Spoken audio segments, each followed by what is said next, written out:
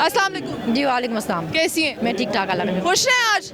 हाँ। अच्छा मुझे बताएं कि अगर 1 करोड़ रुपए आपको दिया जाए और कहा जाए कि आप चली जाए नून लीग में तो जाएंगी?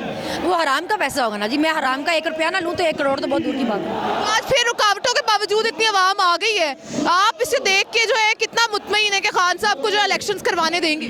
देखिए ये मोहब्बत है आवाम की।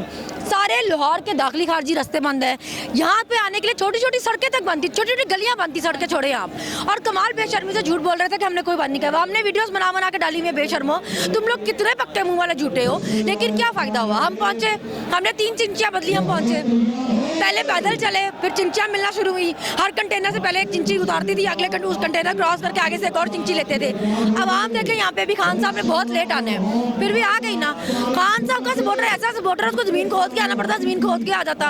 हमसे नहीं पंगा ले सकते, तुम मत थको, ये कहूंगी। अच्छा खान साहब जो है, आपको क्यों यकीन है कि खान साहब मुल्क की तकदीर बदल सकते हैं? देखिए इस बात का यकीन हमें इस तरह है कि जब उनकी 3.5 साल हुकूमत थी, ये सारा माफिया उनके खिलाफ था। मुल्क में कोविड था जो इतनी बड़ी रियलिटी है जिसको आप डिनाई नहीं कर सकते। कोविड की वजह से पूरे जो सुपर पावर्स तक थी उनकी इकोनॉमी तक खराब हुई, ठीक है। इसके बावजूद पाकिस्तान की तारीफ हुई कि पाकिस्तान ने जो कोविड में इकदाम किए वो बहुत अच्छे थे, राइट। कोविड में भी मेरे लीडर ने मुल्क डिफॉल्ट पर नहीं जाने दिया। उन हालातों में भी 6% की ग्रोथ रेट पे मुल्क तरक्की कर रहा था, खजाना भरा हुआ था, लंगर खाने थे, पनाह गाहें थी, सेहत कार्ड था। अभी लोग आटे की लाइनों में खड़े मर रहे हैं। मैं कैसे ना कहूँ मेरा लीडर अच्छा है। आटे की लाइनों का कहा जाए तो आटे की लाइनों में भी लोग बेचारे बेइज्जत हो रहे हैं, ये गरीबी का भी मजाक उड़ा रहे हैं। देखिए ये खान साहब के ना पनाह गाँव का, लंगर खानों का बहुत मजाक उड़ाते थे। हालांकि वो किसी के साथ बुरा नहीं कर रहा था, वो लोगों को खाना ही खिला रहा था ना, सवाब कमा रहा था, लोगों की दुआएं ले रहा था। ये कहते हैं कि ये कैसे सेहत कार्ड दे रहा था, ये तो उसकी काबिलियत थी ना कि वो लोगों का फ्री इलाज करवा रहा था। उसने आपको क्लाइमेट चेंज का बताया, उसने आपको बताया कि दरख्त लगाने कितने जरूरी हैं, उसने आके बताया कि डैम कितने जरूरी हैं, उसने आके इस्लामोफोबिया में करारदाद मंजूर करवाई। मोदी ने तो पूरी दुनिया में पाकिस्तान को दहशतगर्द मुल्क साबित कर दिया हुआ था। मेरे लीडर ने बताया कि पाकिस्तान एक खूबसूरत मुल्क है, इस्लाम एक खूबसूरत मजहब है और पाकिस्तानी अच्छे लोग हैं। हम अपने लीडर की कदर क्यों ना करें? तो आप इमरान खान को लीडर मानती है, मरियम नवाज को क्यों नहीं मानती? क्योंकि वो लीडर है ही नहीं ना। एक देखिए इस बात से चले, मुझे एतराज नहीं है कि आपके अगर आप में काबिलियत है आप जरूर अपने बाप की जगह लें, लेकिन एक बंदी जिसकी वाहिद काबिलियत ये हो कि वो नानी हो और उसने नानी बनने की उम्र में बाथरूम साफ करना सीखा हो, ये लीडर होती है। वो कहती है मैंने बाथरूम साफ किए हैं, आप यकीन करें आपके डूब मरने का मकाम है कि आप एक कपड़े इस्त्री करने को ऐसे कह रही थी जैसे आपने जहाद किया है। आपको अंदाजा भी है कि आम घरों में औरतें क्या काम करती हैं। आप कपड़े इस्त्री करने को क्या कह रही थी, आप बुढ़ी हो गई हैं, आप बता रही है कि मैंने बाथरूम साफ करना सीखा है। जिस औरत को इतना नहीं पता कि साइफर क्या होता है, वो 2 डफर कहती हो कि हमें साइफर आना बंद हो जाएंगे।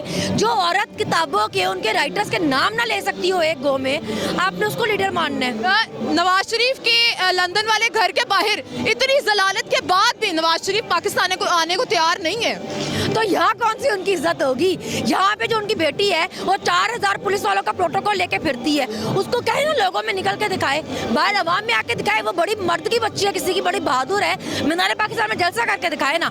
मैरिज हॉल में जाके छोटी छोटी कन्वेंशन और जलसियाँ क्यों कर रही है, वो भी खारदार तारे लगवा के, यहाँ आके दिखाए ना। अभी अब जब जलसा कवर किया जाएगा तो वो कहेगी 4,000 लोग हैं। बेबी अगर 3-4 हजार लोग हैं तो इलेक्शन कराना, तेरी पार्टी की इतनी सपोर्ट है, तुझे लोग इतना पसंद करते हैं तो इलेक्शन करा पगली, इलेक्शन करा, जीत जाएगी। क्या पता वजीर पगली मानती क्यों नहीं? क्या पता तू वजीर आज़म बन जा, करवा इलेक्शन करवा। पगली क्यों नहीं मानती है? क्योंकि पगली है बेचारी, अगर अपने दिमाग का इलाज करा लेती, दिमाग की सर्जरी करा लेती, हम सबकी जान छूट जाती। अल्लाह, तो क्या आप पैगाम देंगी खान साहब को? मैं पैगाम देना चाहूंगी मरियम बीबी को कि गलत सर्जरियां कराना बंद कर, इधर उधर की बजाय अपनी दिमाग की सर्जरी करा। बीबी तुझे जरूरत दिमाग की सर्जरी की है।